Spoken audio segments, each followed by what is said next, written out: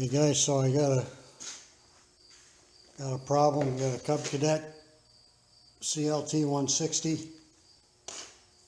I was driving along and it quit, and I have spark, oddly enough, but no fire. So, and I found this ground wire where the mower was parked, but that could be off of something else. So what I got to do is take the hood off here, so all you have is a bolt there. You got a Phillips screw there on each side. Unplug your headlight harness and take it off, and then I'm going to pull this cover off and see if there's a safety hooked up to the coil. And if there is, that baby's going bye-bye, because that means there's a safety shut-off on the fuel somehow. Very weird, but anyway, more later.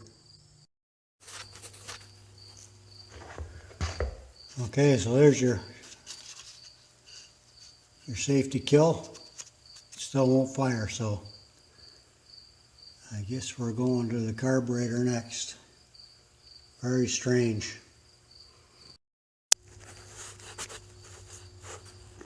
So just a heads up, if you have this model, I mean, pretty well everything's a 10 millimeter, but this little bugger in here, to get this off, probably can't see it, it's an 11 millimeter. Okay, so we're finally getting back to this, because of course the grass doesn't stop growing, so I got to get this bloody thing done. So I do have spark, but I can't get the thing to fire, so I'm going to check the fuses, I'm going to check the fuel pump, and I'm going to, well, if nothing's coming out of the fuel pump, next thing I'll check is the filter, of course, and we'll see what we can find out. Okay, so I verified the fuel pump works. I've got spark. And on these 160s, I think it is, there's your fuse there. Fuse is good. So there's only one thing left, and that's that bloody carburetor. So maybe something happened to the needle. I've tapped it with a screwdriver, but nothing doing. So I'm going to have to take the carburetor off and have a look.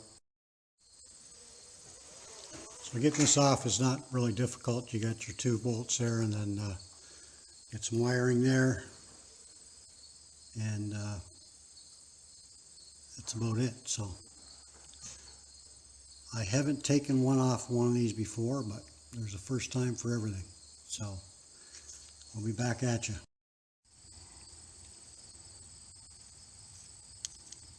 Okay, so the float works good. No leaks in the float.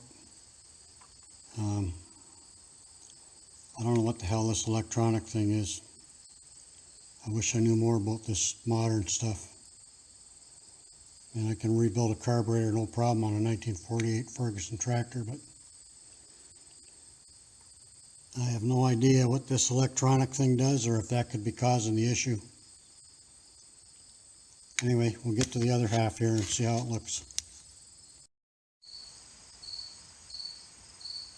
Okay, so the carb is all cleaned, and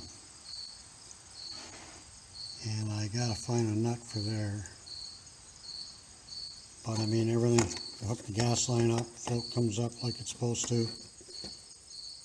All that stuff's cleared out. All those jets are all cleared out. So we'll get this put back together and then see where we're at.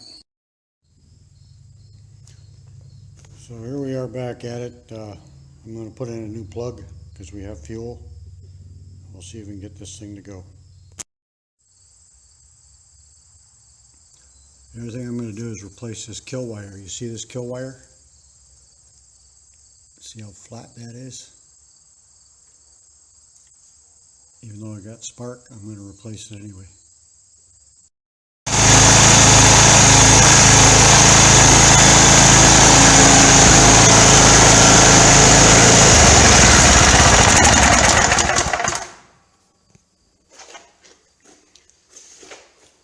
Well, so never give up on your